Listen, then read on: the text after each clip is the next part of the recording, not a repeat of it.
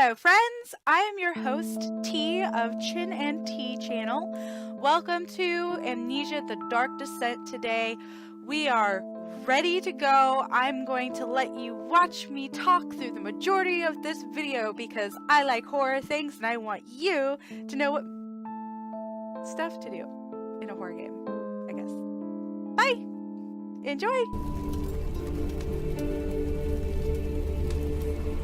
I don't think you guys understand. I don't think you understand right now. I am terrified of the water monster. Oh. Hi. You're so welcoming. See, this isn't that bad of a game. They opened the doors for us. They're so inviting. You know, the water monster is just... This is just...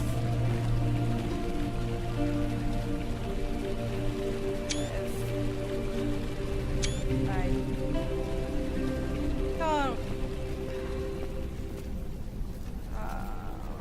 man. I will say, and I'm sorry that I haven't really been talking to you guys while doing these Let's Plays.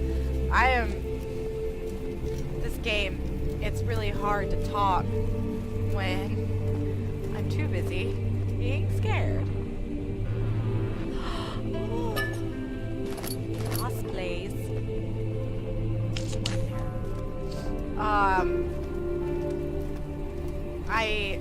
I am a chicken. I legitimately am a chicken. I don't even... Hold on. Okay, cool. I got really worried for a minute. I love horror stuff. I do. I love any kind of horror stuff. And I like, it gets the blood pumping. But there are just some... Like, there are some movies that I just can't watch because it's not because of the horror element, it's because of the story. I really like horror stories that have brilliant visual effects, that have, you know, like, that have like a realistic touch to them. You know, games like, I'm just kind of wandering around right now while I'm talking. Nice legs. But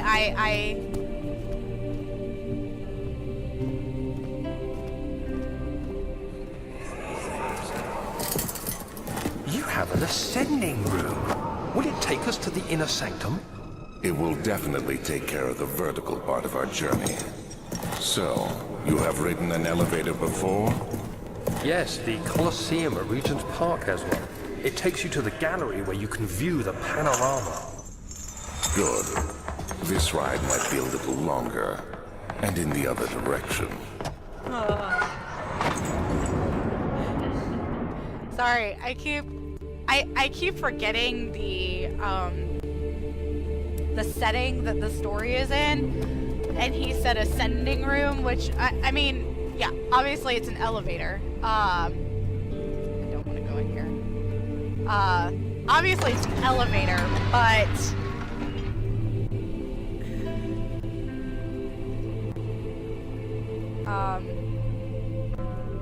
with a lot of horror movies, I don't watch them,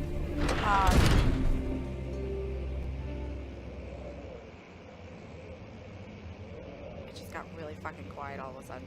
We're going back out here. It's nice out there.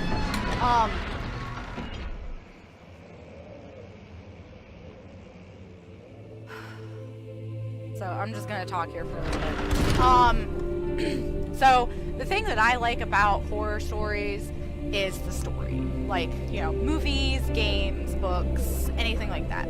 I'm not actually a huge, like, monster fan. Like, when it comes to certain stories, monster incorporation is really important. But well, I mean, when it comes to all horror stories, I guess monster incorporation is important. Whether it be like, you know, a villain, like a human being who's just like a serial killer, or, you know, like Frankenstein, or, you know, if there's a ghost element to it, like a paranormal element. My favorite horror stories are the ones with, you know, I like all three of those kind of things, but I really like the one where the monster's invisible and you can't see them, because that to me is the most terrifying. The uncertainty of the unknown is the most terrifying thing that one can ever experience.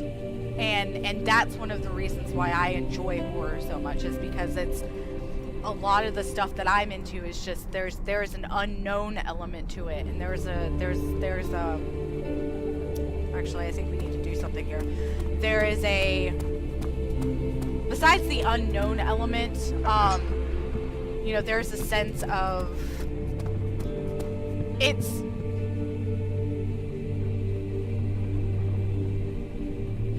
like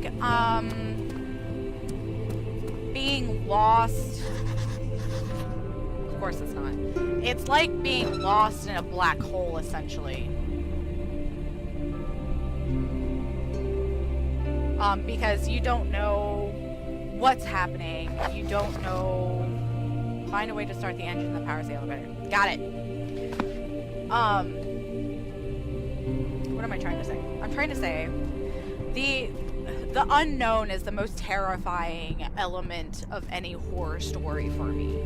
Now, I will say that there is an exception to this game, because the monsters that are created in this game are absolutely terrifying. Like, the visual anticipation of seeing one of those monsters, spitting up all over myself, is terrifying.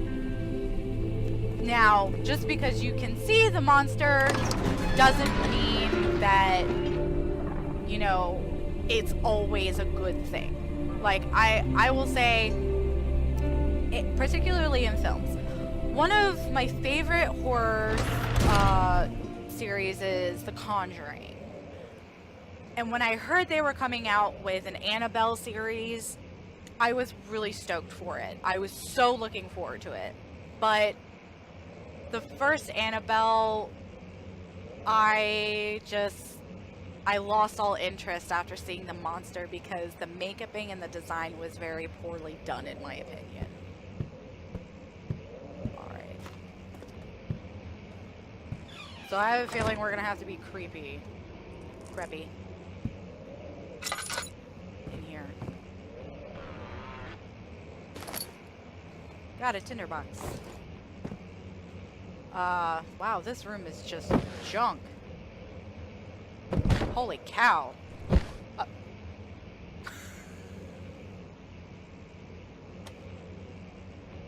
Where'd the barrel go? I was just trying to touch it. Oh, it's dogs. Oh, poop.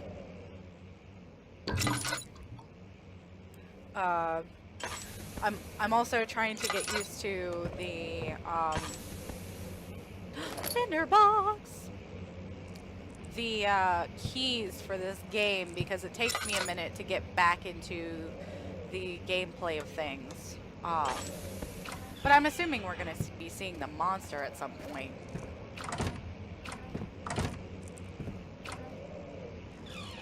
Aha. Here we are. Alright, but, and also, you know, story is very important to me, but so are the monsters.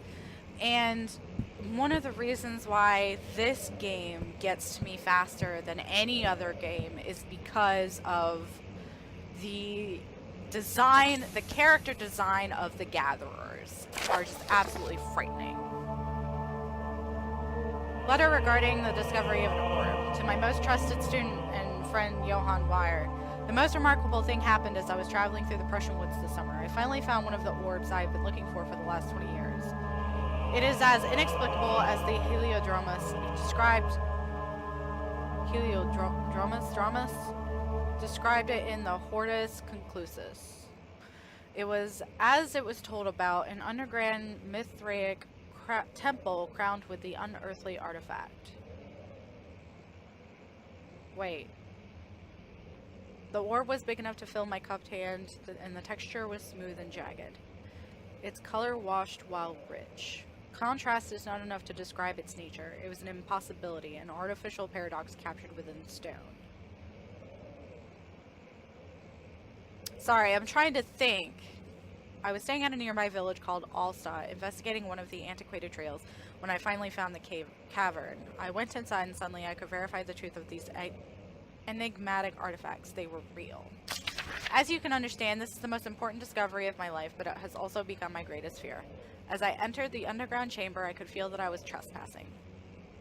Because of my curiosity, I did my best to fight these instincts and fetch the orb from its place. I scrambled out of the chamber and into the woods. I could sense something was following me. It bayed loudly as it closed in.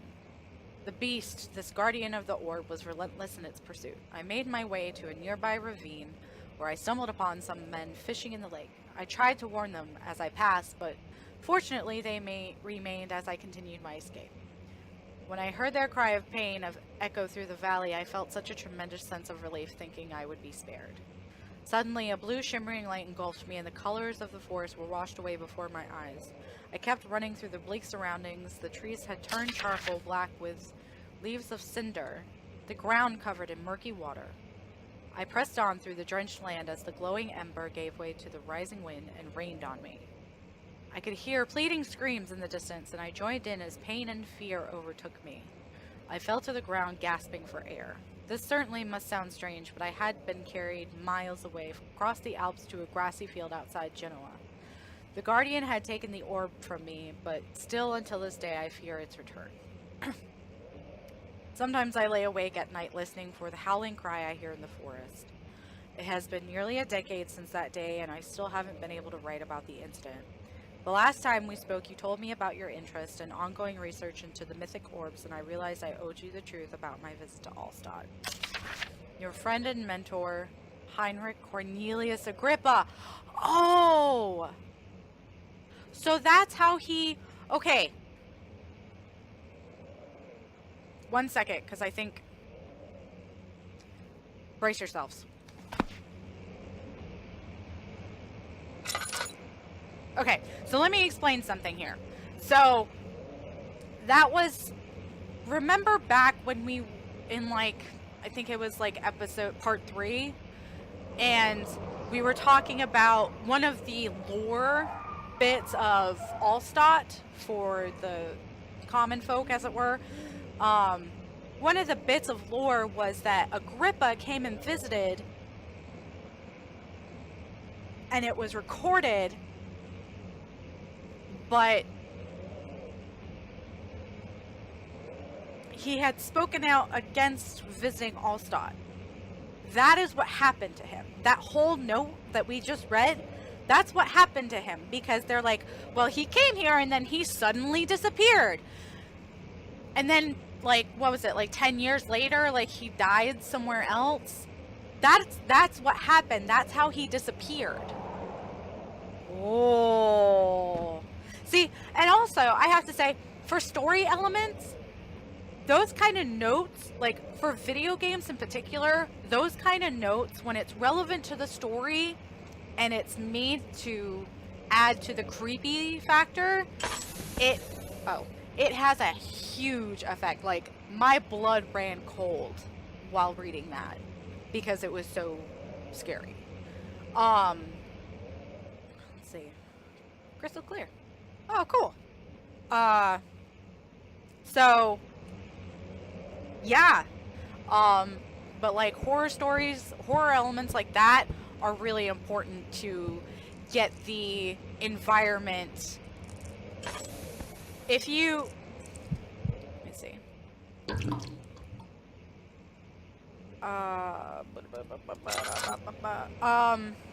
Like, so if you have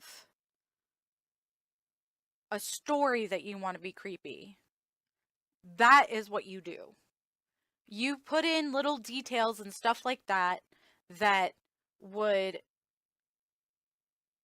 weave together the story and this mystery, but also with chilling factors like the men screaming, and it's simple stuff like that. But just because a story is scary does not mean that the visual senses are being interacted with. Like, you could have a really creepy story, but it would be the most like it's the same effect as sitting around a campfire sharing scary stories. You might be like scared of the story itself, or you could have like psychological thrillers are really good for this. You could have, a basic story, but have visual factors that are horrifying and chilling.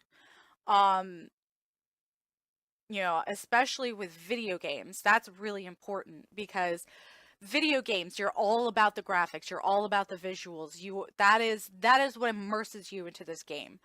And it's, the environment, if you build a good enough environment, like a good enough horror environment, you are set. But, and I'm not saying that you should have, like, that you have to have story, because you don't. Like, you could just have, I mean, it's the same basic concept as the Slenderman game. Like all you have is, okay, this is your objective. This is what you have to complete. Here is the surface area of where you are and where you can go to complete these objectives. But you will have something chasing you or following you the entire time. Now, with this game, it does a little bit of everything, and I love it. And the biggest thing that got me with this game, because horror games, you're usually like, oh, well, you have to fight the monster, you have to fight the monster. No, you can't do that in this game. You have to hide. You have to run, and you have to hide. And that's the thing, is, like, you cannot fight back. And honestly, I enjoy some survival horror, but this is the crap that I really like. This is the good stuff. Like, this is what I really enjoy. And it's one of those, I guess, I don't know too much about it, but it's more of, puzzle solving and trying to, figure like a non-violent way of getting away from the monster. It's survival, but it's not survival. I don't know. I was going somewhere with that. But that's the thing, is, like, you can have all of these elements, or you can just have a certain setting and share stories that are chilling. Or you can have all of the above. Like this game. This game has all of the above. And I absolutely love it. Ow. Jeez. Let me see. I'm trying to figure out how long I've been playing for, because I am... Alright, let's do this. Hello, friends! T here. Thank you for watching my videos. I'm super excited to share this experience with you. I really, really hope you're enjoying this playthrough. If you like it, please give it a like down below this video, or if you didn't like it, give it a dislike. And also, if you could please subscribe to my channel. That way you can keep up with notifications on when new content is coming near you. And if you're already subscribed, you can hit that ringing bell thingy majigger right next to the subscribe button. That way you can keep up with notifications directly from me, letting you know when I have a new video out for you. So, and also, in case no one knows, subscribing is absolutely free. You don't have to pay anything to subscribe to my channel. That's for weird people. Anyway, thank you guys so much. I will see you all at tea time tomorrow. Bye! Subscribe over here, and don't forget the latest video over here.